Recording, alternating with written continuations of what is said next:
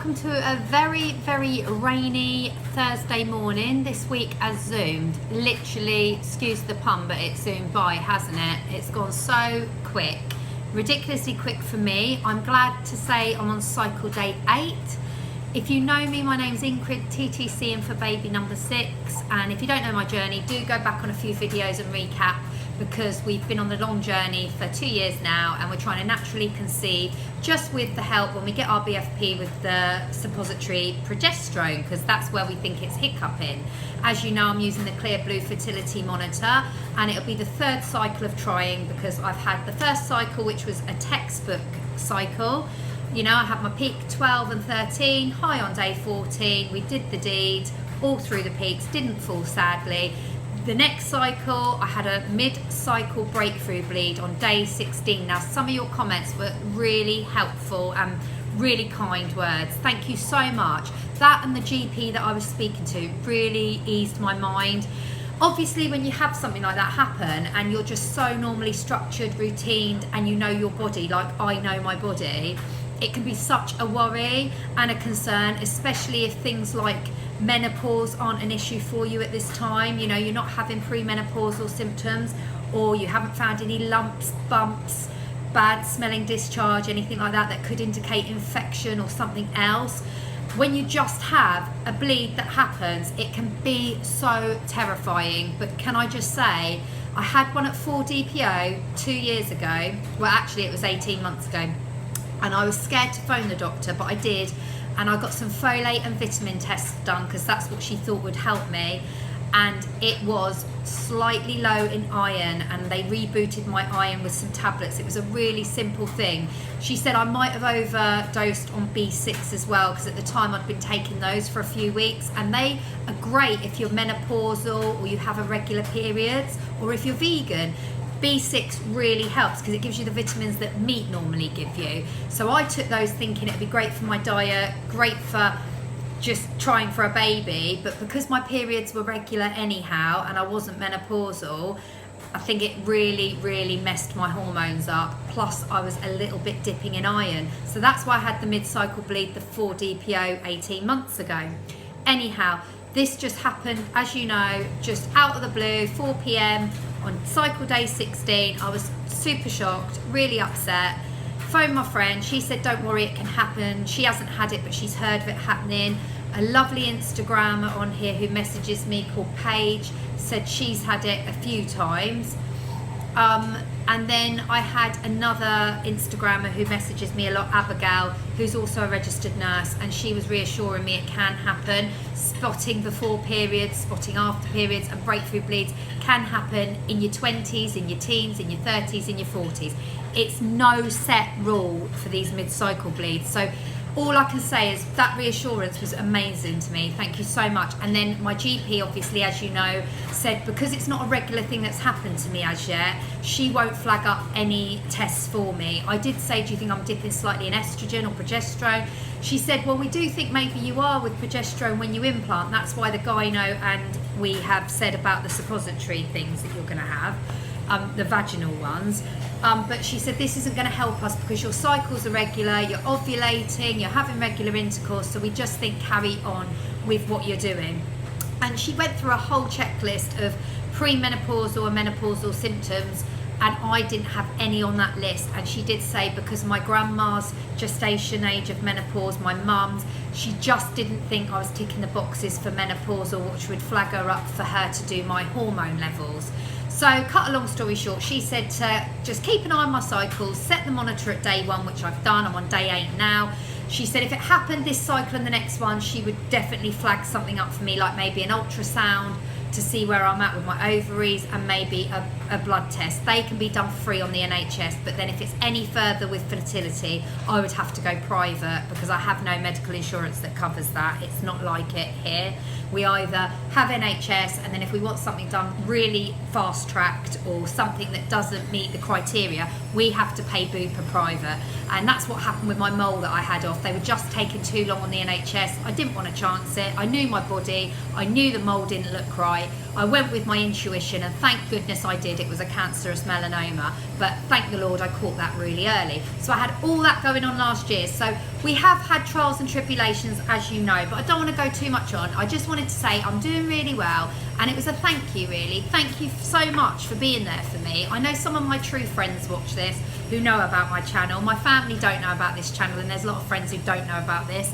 I don't want people judging me because I've already got 5 beautiful, healthy children. I don't want people to say, come on, you've had your chance now. You've got 5 kids. You know, you should be now sort of bringing them up and concentrating on life. I don't want that in my life. I don't need negativity. I want a 6th baby. Emotionally, physically, mentally, that is what I would like in my life. As long as the baby's healthy and I can have that baby, that's fine. Where Aaron's at is he's happy to have a baby as long as it's no medical expenses or no strain on our relationship, as in he said, I don't want IVF, Ingrid.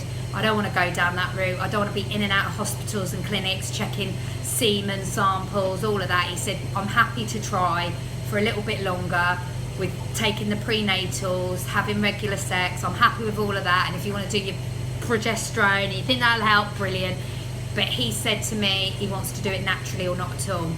So with that, I've got to take his, I mean, if I really didn't care about what he thought, I probably would go down the route of maybe booking some ovulation ultrasounds now. But at the moment, I'm just going to stay focused on we're doing this naturally and we're going to get there, and all is going to be good.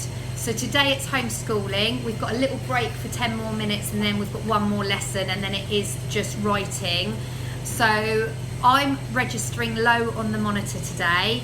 I was expecting to be, well, hoping to be low up to about day 9 and then kick in day 10 with a high, and then it would mean the world if I peaked day 13, 14, 15, around that time. That is when I would want my peak. Central cycle would be good.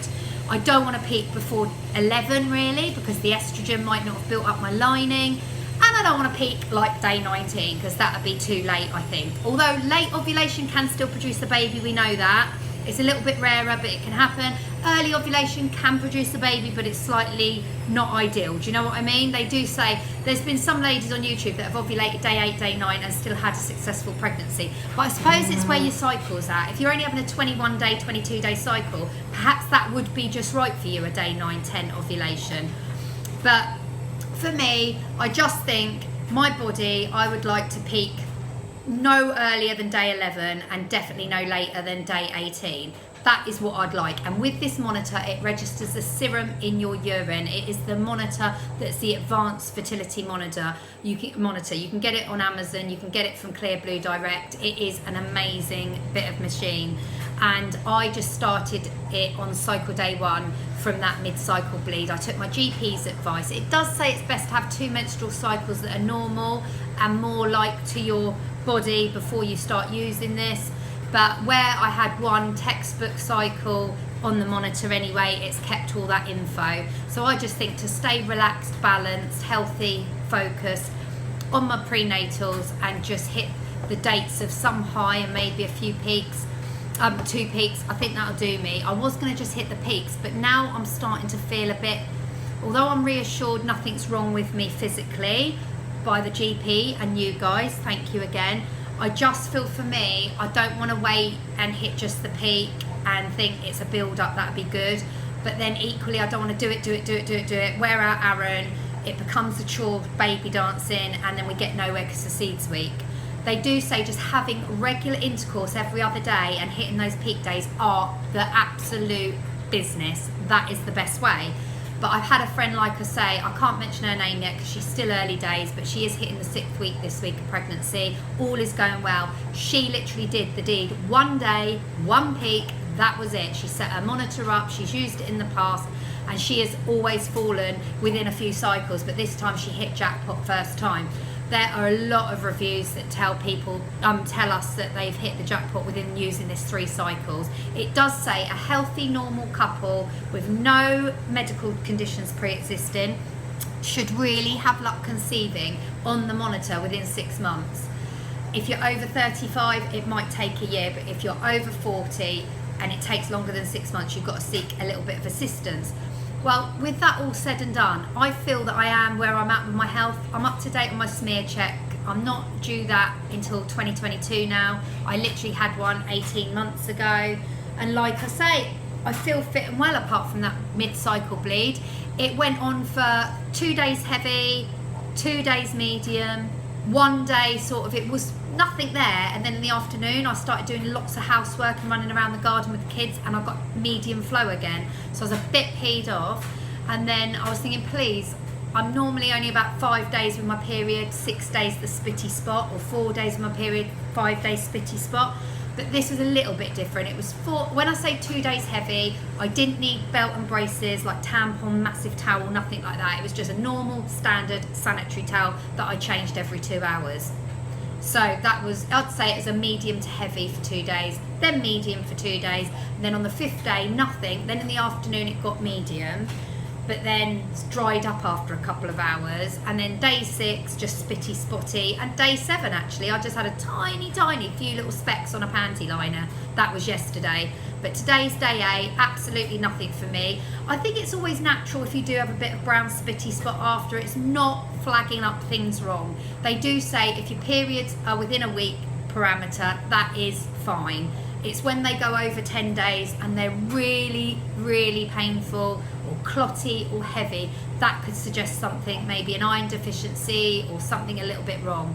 But saying that, I have started taking 1 iron tablet a day again. I've just reintroduced that, and someone on here, thank you so much, I think her name's Monica, but she said the iron, it could suggest a lack of iron again, the mid-cycle bleed, because it's what I had, excuse me, the 18 months ago. So she did say some bloods don't pick up that, and some doctors won't test for that again if you've had the test, which is quite right. My GP was not interested in doing vitamin tests for me. She just said they're all up to date where we're at, to be honest, Ingrid. All your health checks are where they are. We're not seeing anything untoward with you. There's no lumps, bumps, anything that we'd want to investigate thinking cancer. There's nothing there that would suggest menopause for us where we'd like to maybe intervene. There's nothing there. You're just TTCing, and you've just got to be patient. And she reassured me there are loads of women now having their first children late 30s, early 40s. So I'm just going to keep going, try my best to stay focused, calm, and enjoy my husband like she said. But thank you for watching. Love to all, friendship to all. Sorry it's a quick video, but I hope you're all doing schooling and taking things easy as well, and it's all going well for you. I'm finding it a bit of a headache, to be honest. But saying that, they're all back on the 8th of March if all goes well in the UK. So thanks for watching again, and please remember to subscribe and like the video. If you've got any comments, please feel free to comment or message me in Ingrid Ingy Mum Love on Instagram. See you later, guys. Thanks. Bye.